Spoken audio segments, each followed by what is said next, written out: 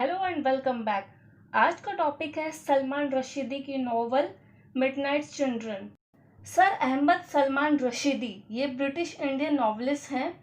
इनका birth date है 19 जून year 1947। इनके ज़्यादातर नॉवेल्स का सब्जेक्ट हिस्टोरिकल और फिलोसफिकल इश्यूज पे होता था। इनके सेंसिटिव रिलीजियस और पॉलिटिकल सब्जेक्ट्स की वजह से कंट्रोवर्शियल फिगर बने। इस नॉवल में जो टेक्निक यूज हुई है उसे बोलते हैं मैजिक रियलिज्म। ये पहले तो शुरुआत की थी लैटिन अमेरिका के राइटर्स ने, उसके बाद ये इतना फेमस हो गया कि इसके दुनिया के हर कोने से राइटर्स ने इसको यूज करना शुरू कर दिया। और ये जो नॉवल है वो हिस्टोरिकल फिक्शन है, मतलब इसमें फिक्शन और हिस्ट्री दोनों को मिक्स किया गया है। ओके, तो हम लोग नॉवल शुरू करते हैं। नॉवल के साथ ही साथ मैं कैरेक्टर डिस्क्राइब करते जाऊंगी। सलीम सेनाई ये नैरेटर है इस नॉवल का। ये नॉवल के स्टार्ट में ही बता देता है कि जो इसका बर्थ डेट है वो 15 अगस्त और ईयर 1947 है, मतलब देश की आज़ादी के दिन ही इसका जन्म हुआ है। सलीम का 31st बर्थडे आने वाला है और उसकी तबीयत खराब रहती है और उसको लगता नहीं कि वो ज़्यादा दिन जिंदा रहेगा, इसलिए वो अपनी लाइफ की कहानी, अपनी स्टोरी किसी को सुनाना चाहता है। तो ये जो स्टोरी है वो इंटायर स्टोरी वो पद्मा को सुना रहा है, जो हम लोग आगे अभी पढ़ने वाले हैं। सलीम अपनी स्टोरी अपने ग्रैंडफादर के टाइम से स्टार्ट करता है। सलीम के ग्रैंडफादर डॉक्टर थे और उनका नाम था आदम अजीज। आदम अजीज जर्मनी से लौटे हैं 5 साल बाद और वो एक लड़की का इलाज करना शुरू करते हैं। वो जब उस लड़की का इलाज करने जाते हैं तो उसको पूरा नहीं देखते, मतलब उनके जिस बॉडी पार्ट में प्रॉब्लम होती थी उस लड़की के, उसी बॉडी पार्ट को वो होल के थ्रू देखते थे और उसका इलाज करते थे। आदम अजीज ने 3 साल तक उसका इलाज किया बट उस लड़की का फेस नहीं देखा। फिर 3 साल बाद उसका वो फेस देखते हैं। 1918 में उसका फेस देखते हैं जब वर्ल्ड वॉर 1 का एंड होता है और वो जो लड़की है उसका नाम है नजीम घानी और यही सलीम की नानी है, ग्रैंड मदर है। इन लोगों की शादी हो जाती है और ये लोग आगरा में शिफ्ट हो जाते हैं, नसीम और आदम अजीज। इन दोनों की 3 बेटियां होती हैं, आलिया, मुमताज और एमरल्ड, और इनके 2 बेटे होते हैं, मुस्तफ़ा और हनीफ। आदम एक मियाँ अब्दुल्ला एक्टिविस्ट के फॉलोवर बन जाते हैं। मियाँ अब्दुल्ला को जब मार दिया जाता है तब वो मियाँ अब्दुल्ला के जो असिस्टेंट होता है नादिर खान, उसको वो अपने बेसमेंट में छुपाते हैं। नसीम बहुत मना करती है, उससे झगड़ा भी होता है बट वो नहीं मानते हैं, वो उसको अपनी जिद पर अड़े रहते हैं और नादिर खान को अपने बेसमेंट में रखते हैं। और नसीम इस बात के बाद वॉव ऑफ साइलेंस, मौन व्रत धारण कर लेती है। वहीं बेसमेंट में रहते रहते नादिर खान और आदम की बेटी मुमताज में प्यार हो जाता है और ये लोग शादी कर लेते हैं। शादी के 2 साल बाद मुमताज की तबीयत खराब होती है, तो जो उसके फादर हैं आदम, वो उसको चेक करते हैं। तो उनको क्या पता चलता है इसके और इसके हस्बैंड के फिजिकल रिलेशन नहीं है, तो इस पे वो तैश में आ जाते हैं, गुस्सा हो जाते हैं, इस घर में हौश पौश मच जाती है। इसी में नसीम का मौन व्रत भी टूट जाता है और जो एमरल्ड होती है एक ऑफिसर मेजर जुल्फिकार को जाके बुला लाती है इसको पकड़ने के लिए, नादिर खान को पकड़ने के लिए। इससे पहले ही नादिर खान वहां से भाग जाता है, बस वहां पे एक लेटर छोड़ के जाता है, उसको डाइवोर्स दे देता है मुमताज को। फिर थोड़े टाइम बाद मुमताज को एक लड़का और पसंद आता है, अहमद सेनाई, और इन लोगों की शादी हो जाती है। पर जो ये अहमद सेनाई है इनसे पहले आलिया को डेट कर रहा था। आलिया मुमताज की बहन। मेजर जुल्फिकार और एमरल्ड की भी शादी हो जाती है। शादी के बाद मुमताज अपना नाम बदलकर अमीना कर लेती है और ये लोग दिल्ली शिफ्ट हो जाते हैं। जब मुमताज प्रेग्नेंट होती है तो वो उस टाइम एक फॉर्चून टेलर के पास जाती है, भविष्यवक्ता के पास जाती है, और उस भविष्यवक्ता का नाम होता है राम सेठ।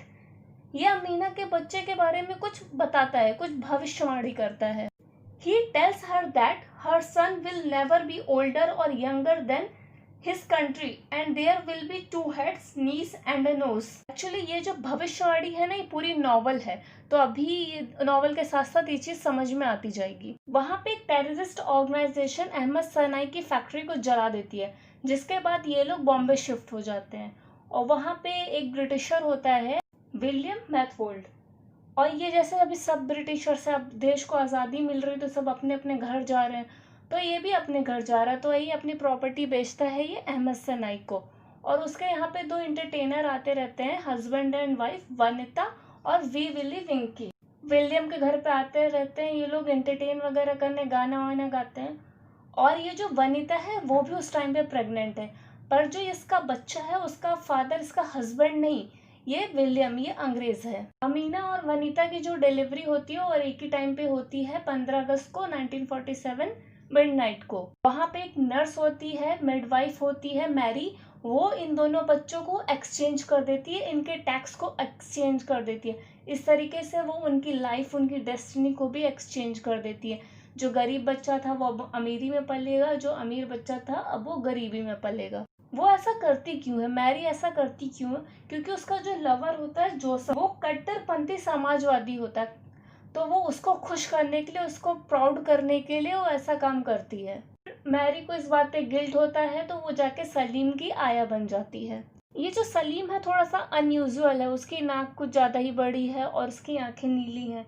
और ये जो सलीम है, फिर इसकी बाद में एक बहन भी होती है जिसको ये लोग ब्रास मंकी बोलते हैं। सलीम का मजाक उसकी बहन भी थोड़ा बहुत उड़ाया करती थी और अगल बगल के लोग भी थोड़ा बहुत उड़ाते थे और भी लोग उसका मजाक उड़ाते थे, तो जिससे ये डीमोटिवेट होकर हमेशा बाथरूम की बास्केट में जाके छुप जाया करता था।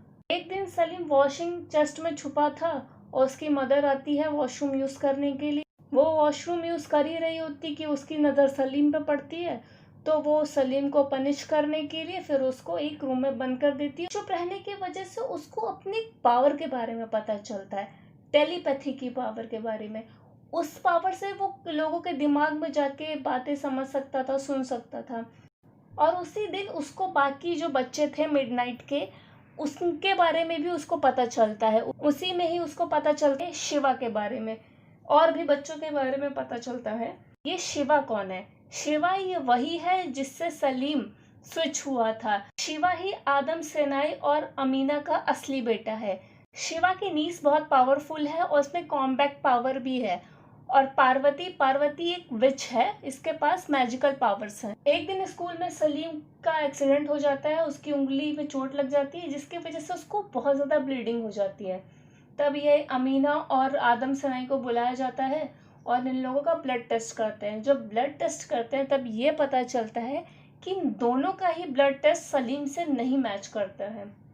तो उस पर आदम सनाई तो वैसे भी अपने बिजनेस को, फैक्ट्री को जलने की वजह से, बिजनेस अच्छा ना चलने की वजह से अल्कोहलिक और वायलेंट होते जा रहे थे, और ये बात सुनते हैं तो उनको और गुस्सा आ जाता है और ये सलीम को इनकी आंट और अंकल के पास भेज देते हैं, अंकल हनीफ और उनकी वाइफ पिया के पास।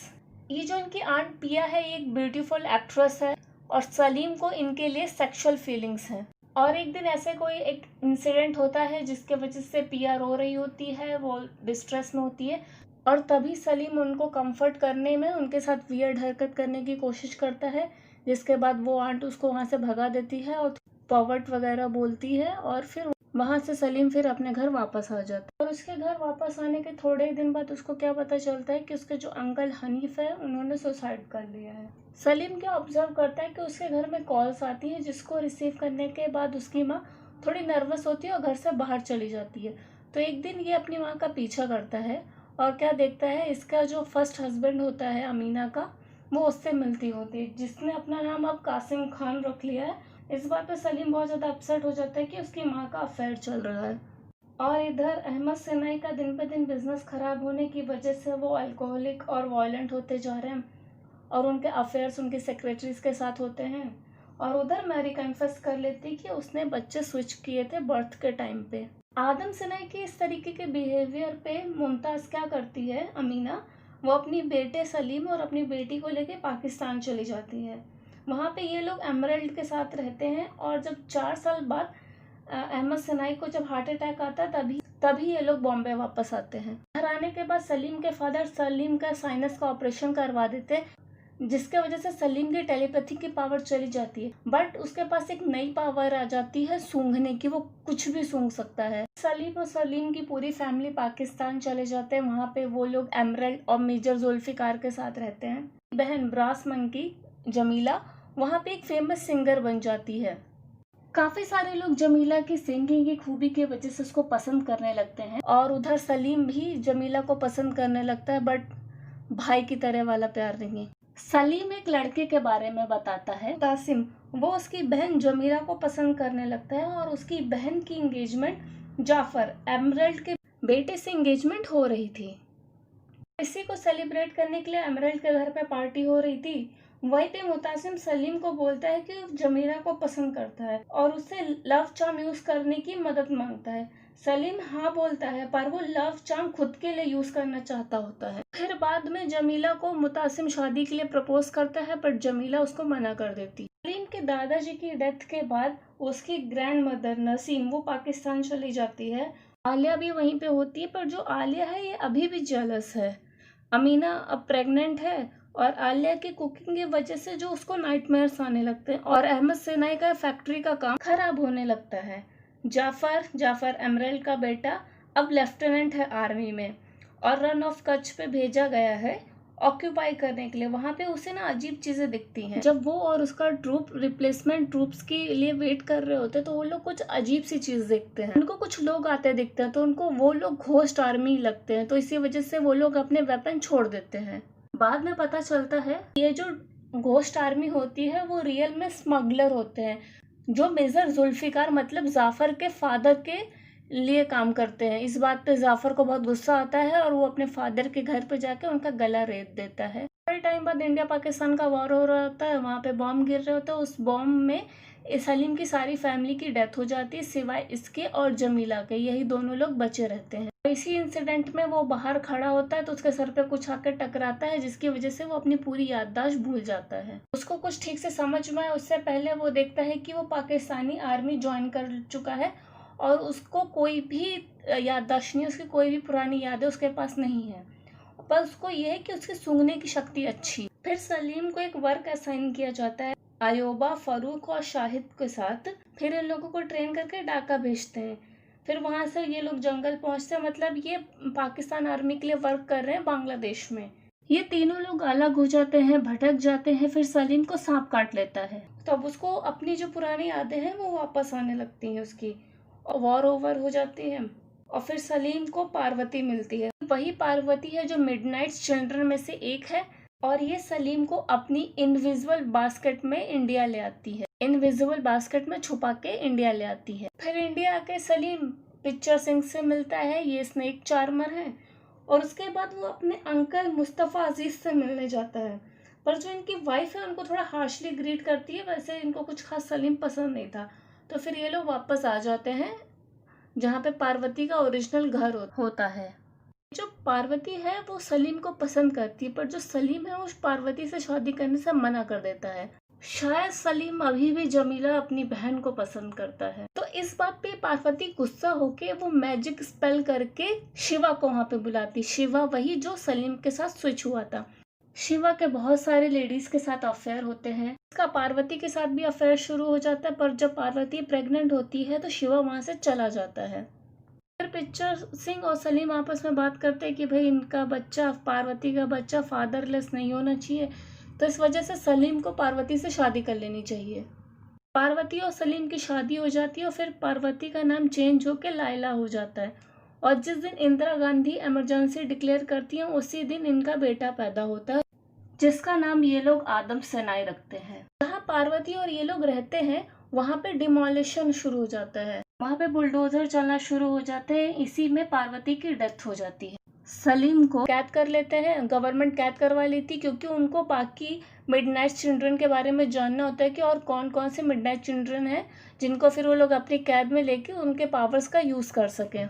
जब ये सारे बच्चे पैदा हुए थे तब इनकी जो टोटल नंबर था वो 1001 था, पर अब ये बच्चे सिर्फ 581 ही रह गए हैं। सलीम की टेलीपैथी की पावर की वजह से उसको ये लोग कैद करते हैं, क्योंकि सलीम को कैद करने के बाद ही बाकी मिडनाइट चिल्ड्रन को पकड़ने में आसानी रहेगी। ये लोग पकड़ लेते हैं, फिर भी इलेक्शन हार जाते हैं, तो उसके बाद फिर इन लोगों को रिलीज कर दिया जाता है। फिर उसके बाद सलीम पार्वती के बेटे को ढूंढने जाता है। सलीम पिक्चर सिंह के पास जाता है तो उसका बेटा जिंदा होता है। फिर ये लोग बॉम्बे आ जाते हैं। फिर बॉम्बे आने के बाद सलीम एक जगह एक चटनी टेस्ट करता है, तो इसको चटनी वो टेस्ट करके उसको ऐसा लगता है कि ये स्वाद उसने पहले भी चखा है। तो फिर उसको याद आती है अपनी मैरी की। हाँ, मैरी ये वही है जिसने इन दोनों बच्चों को स्विच किया था, सलीम और शिवा को। फिर ये लोग उस फैक्ट्री के ओनर को ढूंढते हैं, तो वहाँ पे फैक्ट्री के पास पहुँचते हैं तो इनको हाँ ये वही पता चलता है कि जो मैरी है अब ये एक फैक्ट्री चलाती है चटनी की। और वहीं पे इसको पद्मा भी मिलती है जिसको ये कहानी सुना रहा है, जो इसकी केयर टेकिंग करती है। पद्मा सलीम को पसंद करती है और वो उससे शादी करना चाहती है, पर सलीम को कहीं ना कहीं पता होता है कि वो ज़्यादा दिन जिंदा नहीं रहेगा और वो 31 उसके बर्थडे पे उसकी डेथ हो जाती है। और सलीम को एग्जैक्टली पता नहीं होता शिवा के साथ क्या हुआ, वो अपने मन से उसको बना के बता देता है कि वो उसकी डेथ हो गई है। नॉवल की सेटिंग इंडिया, पाकिस्तान और बांग्लादेश में है। ये पूरी नॉवल सलीम के पॉइंट ऑफ व्यू से है। ओके, तो see you next time, bye, thanks for watching.